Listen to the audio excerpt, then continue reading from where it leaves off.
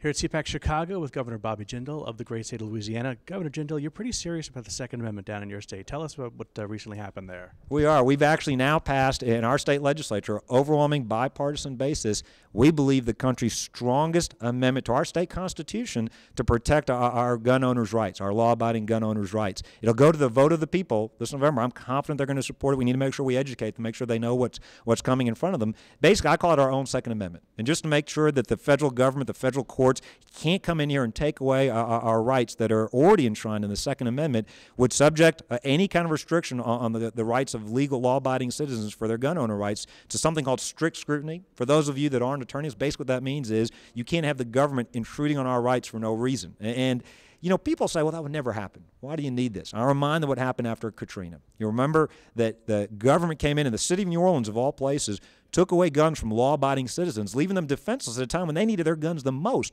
when there were looters out there, when the police, the first responders couldn't get to every house, couldn't respond to every call. As a congressman, I had to pass a bill to make sure that never happens again. This amendment, I believe, will give Louisiana the strongest amendment to our Constitution anywhere in the country, and I would encourage other states to look at what we've done, adopt what I call their own Second Amendments into their own state constitutions. I wish we didn't need it, but with liberal activist judges, you can never be too safe. It'd be great to get this done. I want to thank the NRA. They were great supporters. They worked very hard to get this amendment done, talking to legislators, testifying in front of committees, bringing witnesses to the table to talk about why this was so important. So in November in Louisiana, we're going to put the country's strongest gun owners' protections into our state's constitution. I would encourage every other state to do the same. Let's seg real quick from guns to the recall election. The other night, Ed Schultz blamed bitter gun owners from Wisconsin on the election of the re-election of Scott Walker, I guess you would call it. I guess that would be a badge of honor to us on this side. Absolutely. Look, I think that after the presidential election, the Wisconsin election was the second most important election in the entire country.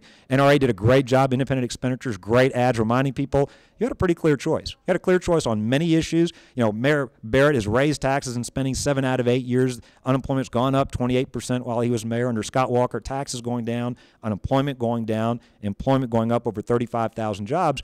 But also a great difference in their NRA scores. You know, as a congressman, Mayor Barrett awful on gun rights, gun owners' rights. Scott Walker has been great on those issues. So NRA played a great role there. Look, I take the radical left's attacks as a badge of honor. It was interesting, though. Before this election, this was supposed to be the most important election in the country. And then when they lost, not by a close margin, by 7 points, then they came out and said, well, maybe this election didn't matter. This is the radical left. They couldn't win at the ballot box, trying to repeal what the governor has done. The voters of Wisconsin said, we like these results. We like these sensible reforms.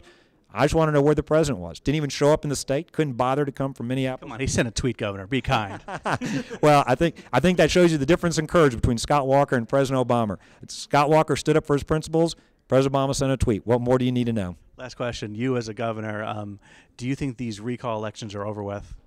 You know, look, absolutely not. In Louisiana, we passed some of the most sweeping educational reforms in our state's history. As a result, we got folks trying to recall me, trying to recall the Speaker of the House, trying to recall a chairman of our retirement committee because they were bold enough to do the people's business. Now, I'm not worried. We're going to beat back those recalls. They've even shipped in some folks from Wisconsin to try to help them. But at the end of the day, I think Scott's victory sends a strong message that the voters are tired of this foolishness.